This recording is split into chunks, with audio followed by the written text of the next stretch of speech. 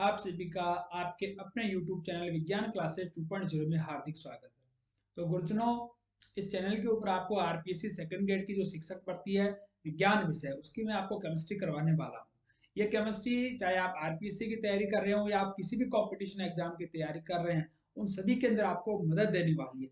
लेकिन अभी हम यहाँ पर आरपीएससी को फोकस करके आप लोगों को यहाँ पर बताने वाले हैं, ठीक है। तो मैं इस बैच के अंदर, मैं इस पूरे कोर्स के अंदर आपको सारे टॉपिक्स कराऊंगा केमिस्ट्री के, और साथ ही साथ में अपन साथ के साथ में न्यूमेरिकल्स करते चलेंगे, क्वेश्चन करते चलेंगे। तो कॉपी पेन अपने हाथ में ले लीजिए और क्लास को शुरू करते हैं, ठीक है। तो देखिए, मैं आपको करवाने वाला हूँ रसायन विज्ञान। रसायन विज्ञान के अंदर हम सबसे पहले स्टार्ट करेंगे परमाणु संरचना। सबसे पहले अपन शुरू करने वाले हैं सर परमाणु संरचना, ठीक है, एटॉमिक स्ट्रक्चर। तो पहला हमारा चैप्टर रहेगा एटॉमिक स्ट्रक्चर। तो एटॉमिक स्ट्रक्चर के अंदर अपन शुरुआत करने वाले हैं कैथोड व एनोड किरणों से। मैं फिर से बता रहा हूँ आपको, क्लास 11 का तो बैच अपना है नहीं, ये आप गुरुजनों का बैच है, आरपीएससी सेकंड ग्रेड का बैच है। तो हम उसी अकॉर्डिंग हम यहाँ पर क्वेश्चंस को करते चलेंगे। तो आप लोगों को बता रहा हूँ, साथ के साथ में कॉपी पेन रखिएगा, तो आपको काफी यहाँ पर हेल्प मिलने वाली है। चलिए देखिए, सबसे पहले अपन बात करें कि सर परमाणु संरचना क्या होती है, वो सारी बातें सर हम पढ़ चुके हैं। अब हम अपने मुद्दे पे आते हैं। पहले अपन देखते हैं यहाँ पर कैथोड किरणें। कैथोड किरणें, ठीक है। सबसे पहले कैथोड किरणें, देखो सबसे पहले एक ध्यान रखिएगा आप लोगों को, जो कैथोड किरणें होती है ना, उसका नाम किसने दिया? नाम इसका दिया गया था विलियम क्रुक्स ने। इसका नाम दिया गया था सबसे पहले विलियम क्रुक्स ने इसका नाम दिया था। अध्ययन किसने किया सर? अध्ययन इसका किया थॉमसन ने। देखिए, छोटी छोटी बातें हैं जो हमें पता होनी चाहिए। और सबसे पहले देखा किसने इसको? सबसे पहले देखा किसने? तो उसका नाम था जूलियस पुकलेट। जूलियस पुकलेट या प्लूकेट, ऐसा कुछ बोलते हैं, प्लूकेलेट। थोड़ा अंग्रेजी कमजोर है मेरी, लेकिन चिंता मत कीजिएगा, ठीक है।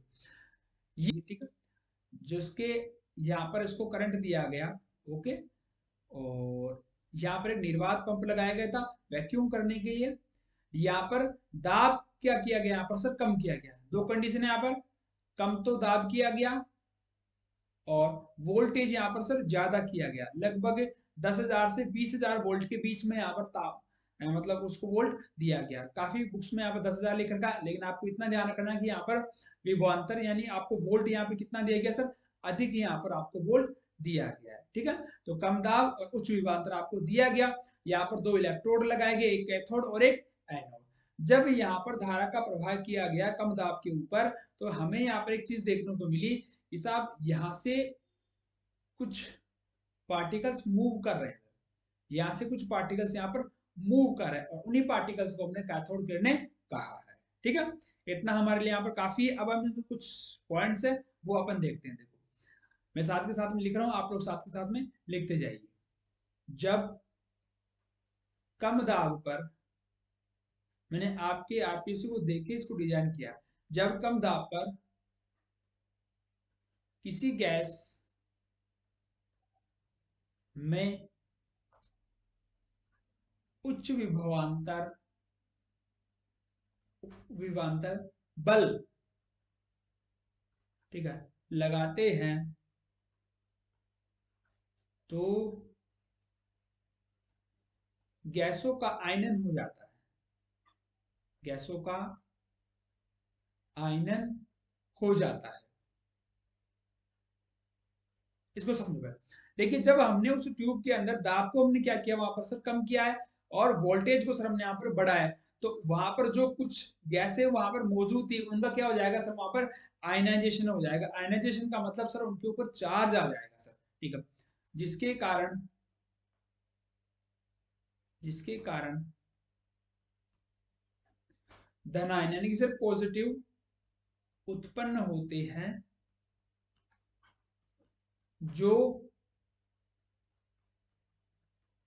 कैथोड की प्लेट से टकराते हैं एवं इलेक्ट्रॉन उत्पन्न करते हैं। है। देखिए ध्यान से, जो हमारी जो ट्यूब थी उसके अंदर हमने क्या किया सर, इस ट्यूब के अंदर हमने यहाँ पर वोल्टेज को ज्यादा किया, दाब को कम कर दिया, तो इसमें जो गैस भरी हुई थी उनके ऊपर क्या गया यहाँ पर सर, उनका आयनन हो गया, तो वहां पर चार्ज पैदा हुआ हमारे पास प्लस, और उस प्लस की वजह से देखो जिसके कारण प्लस उत्पन्न होता है यानी धनायन उत्पन्न होता है, जो कैथोड की प्लेट से टकराते हैं वह इलेक्ट्रॉन को उत्पन्न कर देते हैं। ठीक है, तो ये अपने पास में यहाँ पर हो गई, जिससे कैथोड किरणें प्राप्त होती है, जिसे हमें कैथोड किरणें प्राप्त होती है। कुछ अपने इसके गुण देखते हैं सर, कुछ सर हम इसके गुण देखते हैं। पहला गुण है सर हमारे पास में कि कैथोड किरणें, कैथोड किरणें, कैथोड किरणें छोटे छोटे कणों से मिलकर, छोटे छोटे कणों से मिलकर बनी हुई है। ठीक है, तो पहला गुण क्या हो गया सर कि कैथोड किरणें होती है जो छोटे छोटे कणों से मिलकर बनी होती है। दूसरा, इनके ऊपर आवेश कैसा होता है सर, इनके ऊपर सर आवेश होता है, इनके ऊपर जो चार्ज होता है वो ऋणावेश होता है, नेगेटिव चार्ज सर इनके ऊपर पाया जाता है, जिन्हें हम क्या कहते हैं सर, इलेक्ट्रॉन कहते हैं, जिन्हें हम सर इलेक्ट्रॉन कहते हैं। तीसरा अपन गुण की बात करें सर, तो तीसरा गुण होगा हमारे पास में कि जो कैथोड किरणें होती है, कैथोड किरणें होती है वो फोटोग्राफी प्लेट को प्रभावित करती है, वह फोटोग्राफी प्लेट को प्रभावित करती है। आप साथ के साथ में नोट्स बनाते चलिएगा, आपको बहुत काम में आने वाले हैं ये नोट्स। ठीक है, बिल्कुल सरल भाषा में और आरपीएससी को टारगेट करते हुए हमने इसको तैयार किया। चौथा पॉइंट देखते सर, देखो चौथा पॉइंट हमारे पास में कैथोड किरणें या कैथोड किरणों में गतिज ऊर्जा होती है। कौन सी ऊर्जा होती है सर, गतिज ऊर्जा करती है, यही कारण है कि वो वहां पर मूवमेंट कर रहे हैं सर। ठीक है, और उस गतिज ऊर्जा की वजह से जो धातु की प्लेट है ना वो गर्म हो गई है, उस गतिज ऊर्जा की वजह के कारण, यानी उन्होंने वो ऊर्जा दी, और ऊर्जा देने की वजह से वो प्लेट कैसे हो जाएगी सर, यहाँ पर गर्म हो जाएगी सर। तो कैथोड किरणें में गतिज ऊर्जा होती है जो धातु प्लेट को गर्म कर देती है सर। ठीक है, जिसकी वजह से जो धातु की जो प्लेट होती है वो गर्म हो जाती है। और एक पांचवा पॉइंट अपना और लिखते हैं सर।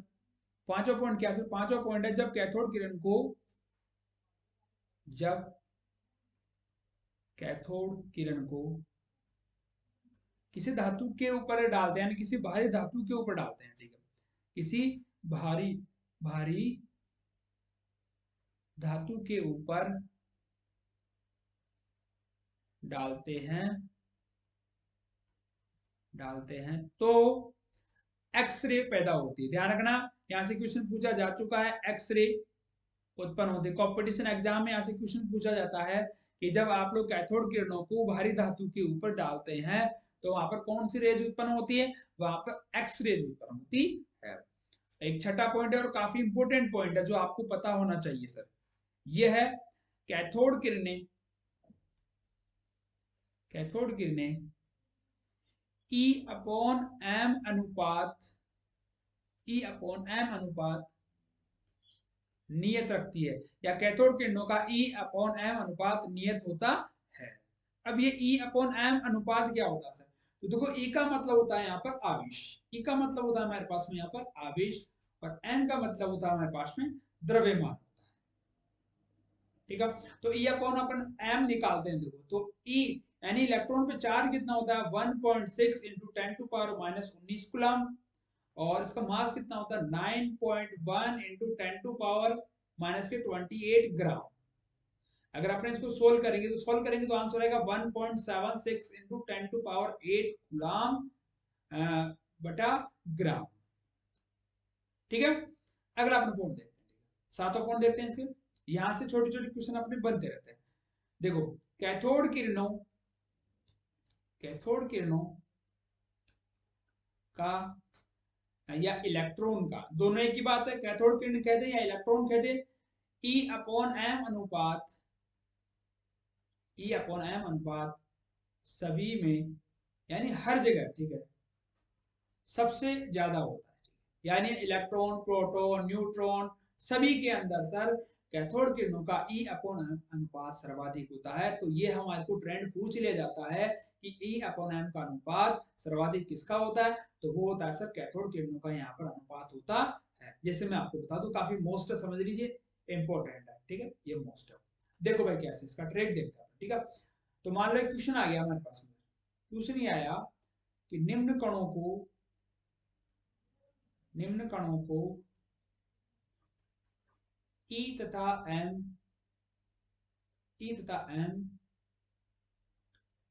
या मैं ऐसे लिख देता हूं डायरेक्ट, E बटा M के घटते क्रम में लिखो, तो आप लोग कैसे लिखोगे इसको, ठीक है।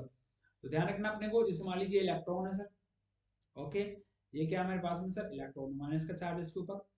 फिर हमारे पास मान लो प्रोटॉन है, तो प्रोटॉन है तो मैंने H प्लस कर दिया यहाँ पर, इलेक्ट्रॉन हो गया, प्रोटॉन हो गया, अल्फा कण हो गया सर He4, 2He4 हो गया, ठीक है। और उसके बाद में क्या ले लिया मैंने यहाँ पर, एक न्यूट्रिनो ले लिया सर, न्यूट्रिनो हमने यहाँ पर ले लिया इसको, नीचे तो जीरो आएगा, ऊपर एक आता है, ठीक। अब आपसे पूछ लिया गया सवाल के अंदर कि आपको इनका घटता हुआ क्रम बताना है, तो हमें पता है कि सर सबसे ज्यादा यहाँ पर जो इलेक्ट्रॉन्स होते हैं उनका E अपॉन M मान ज्यादा होता है, यानी कि ये क्रम आने वाला है इनका, ये क्रम आप लोगों को यहाँ पर ध्यान रखना है। तो ऐसे यहाँ पर अपने पास में यहाँ पर ऐसे क्वेश्चन है जो बनने वाले हैं आरपीएससी सेकंड ईयर शिक्षक भर्ती के अंदर। अगला अपन क्वेश्चन देखते हैं यहाँ पर। मान लीजिए एक मैं आपको क्वेश्चन लिख रहा हूँ, ठीक है, आप लोग साथ के साथ में इसको करने की कोशिश कीजिएगा। और देखो मैं क्वेश्चन लिख रहा हूं, 1 मोल इलेक्ट्रॉन पर कुल आवेश कितना होता है,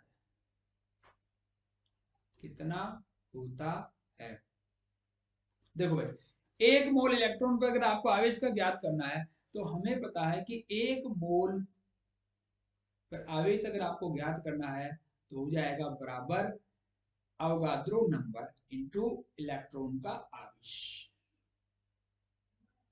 अवोगाद्रो नंबर सर हमारे पास में 1 मोल दे रखा है, तो 1 मोल है तो वो हो गया सर 6.022 इंटू 10⁻23, यानी कि सर 1 मोल के अंदर इतने परमाणु, आयन या अणु पाए जाते हैं, 6.022 इंटू 10⁻23 1 मोल के अंदर यहाँ पर हमारे पाए जाता है। इंटू इलेक्ट्रॉन का आवेश देख लीजिए 1.6 इंटू 10⁻19 कूलम, ठीक है। तो अब हम इसको सोल्व करेंगे, जब हम इसको सोल्व करेंगे तो आंसर आने वाला है 96485। देखो मैं आपको सोल्व क्यों नहीं करवा रहा हूँ, क्योंकि आप सभी मतलब इस एज को पार कर चुके हैं, आप सभी इसको सोल्व कर सकते हैं। और अगर मैं सोल्व करने बैठूंगा तो हमारे पास में टाइम बहुत ज्यादा खर्च हो जाएगा, इसीलिए मैं आपको चाहता हूँ कि आपको मतलब कंप्लीट कोर्स भी दिया जाए, साथ के साथ में आप लोग नोट्स भी प्रिपेयर करते जाएंगे, ठीक है। तो ये अपन इसको मान सकते हैं 96500 का हम इसको चार्ज भी मान सकते हैं, ठीक है। ये क्वेश्चन हो गया अपना एक। चलो अगला एक क्वेश्चन करते हैं। देखो ऐसे जितना आप लोग क्वेश्चन करोगे तो ही आएगा, ऐसे थ्योरी पढ़ने से सिलेक्शन नहीं होगा, ठीक है। थ्योरी के साथ साथ में आपको क्वेश्चंस भी करने होंगे और आपको पता होना चाहिए कि सर एग्जाम में क्वेश्चन किस प्रकार से आएंगे, तो वो ही लेके मैं आप लोगों के पास में आया। तो 1 मोल इलेक्ट्रॉन का भार बताओ। मान लो क्वेश्चन आ गया 1 मोल इलेक्ट्रॉन का भार क्या होगा, तो यार बस वही क्वेश्चन कर दो अपना, भार बराबर हो गया सर Na, ठीक है, इनटू इलेक्ट्रॉन का भार। तो Na का मान कितना है सर 6.022 इंटू 10⁻23 इंटू इलेक्ट्रॉन का भार होता है 9.1 इंटू 10⁻28, ठीक है। ये सर इनका भार होता है। इसको एक बार सोल्व करके देख लीजिएगा, सोल्व करेंगे तो आंसर आएगा 54.782 इंटू 10⁻5।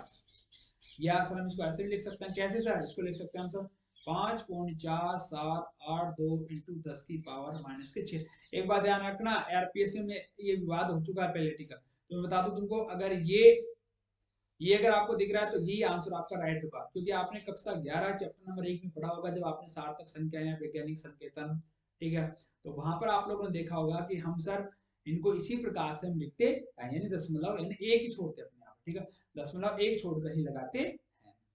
ओके, यहाँ तक शायद क्लियर हो गया होगा आप लोगों को। आगे अपन चलते हैं एनोड किरण। देखिए मैं फिर से बता रहा हूं आप लोगों को, एनोड किरण, ठीक है। अब एनोड किरण क्वेश्चन कैसे बनेंगे, हमें हमें कंपटीशन क्रैक करना है, ठीक है। हमें यहाँ पर महारत हासिल नहीं करनी है, हमें कंपटीशन क्रैक करना है। तो इसकी खोज का श्रेय दिया गया सर गोल्डस्टीन को।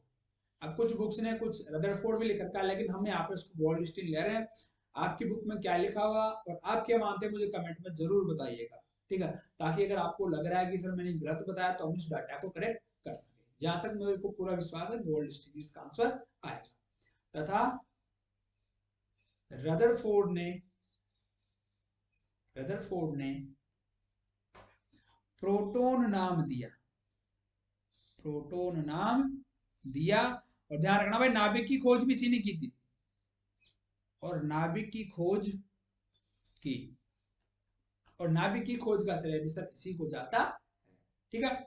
चलो अब अपन काम की बातें देखते हैं, ठीक है, जहां से अपने क्वेश्चंस आ सकते हैं, ठीक है। सीधी बात, नो बकवास। देखो कुछ बातें अपन देखते हैं एनोड की।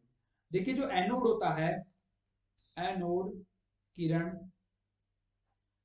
जो हमने जो ट्यूब ली है वहां पर, जो हमने जो ट्यूब ली थी एक्सपेरिमेंट के अंदर, उसके मध्य में उत्पन्न होती है। ध्यान रखना एनोड किरण नलिका के मध्य में उपस्थित होती है, ठीक है। एनोड किरण नलिका के मध्य में उपस्थित होती है, और जबकि कैथोड किरण कैथोड से उत्पन्न होती है, जबकि जबकि कैथोड किरण कैथोड से उत्पन्न होती है।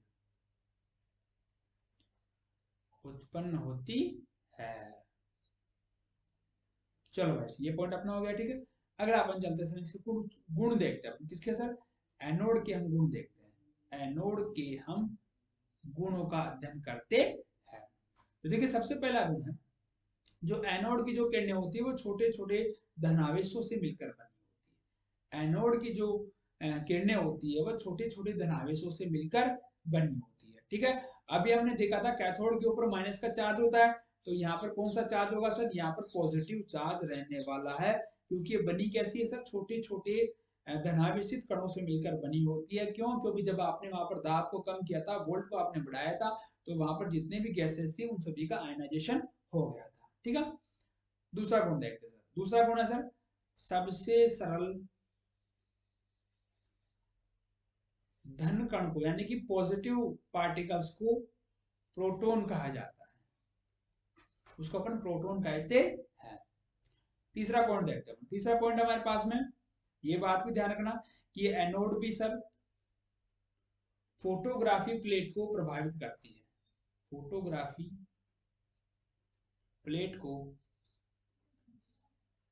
प्रभावित करती है, ठीक है। चौथा पॉइंट देखते हैं, ठीक है, याद रखिएगा एनोड किरण, एनोड किरण यानी कि E/m, यानी कि E/m अनुपात ली गई। अगर अपन एनोड किरण को, इसका जो E/m अनुपात है वो डिपेंड करता है सर जो आपने उस ट्यूब के अंदर जो गैस ली है उसकी प्रकृति पर डिपेंड करेगा। एनोड किरण का E/m उस ट्यूब में या उस नलिका में लिए गए गैस की प्रकृति के ऊपर निर्भर करने वाला है। तो एनोड किरण का E/m अनुपात ली गई गैस की प्रकृति पर निर्भर करता है, ठीक है। 4 पॉइंट हो चुके हैं हमारे, ठीक है। और अगला जो 5वां पॉइंट है वो इंपोर्टेंट पॉइंट होने वाला है, जिसको हम देखते हैं। 5वां पॉइंट कैसे, 5वां पॉइंट है कि प्रोटॉन का E/m अनुपात सभी धन कणों में, देखो काम का क्वेश्चन आ गया यहाँ पर, काफी इंपोर्टेंट है, सभी धन कणों में सर्वाधिक होता है। अगर आपको सभी पार्टिकल्स की बात करें, प्लस माइनस सब की बात करें, न्यूट्रॉनों सब की बात करें, तो वहां पर अपने माइनस वाला आएगा, ठीक है। लेकिन अगर आपको यहाँ पर धन कणों की बात कर रहा है सर, तो हमारे पास में प्रोटॉन ही है, इसका E/m का मान ज्यादा होता है, ठीक है। तो धन कणों में सबसे अधिक होता है, सबसे अधिक होता है, ठीक है।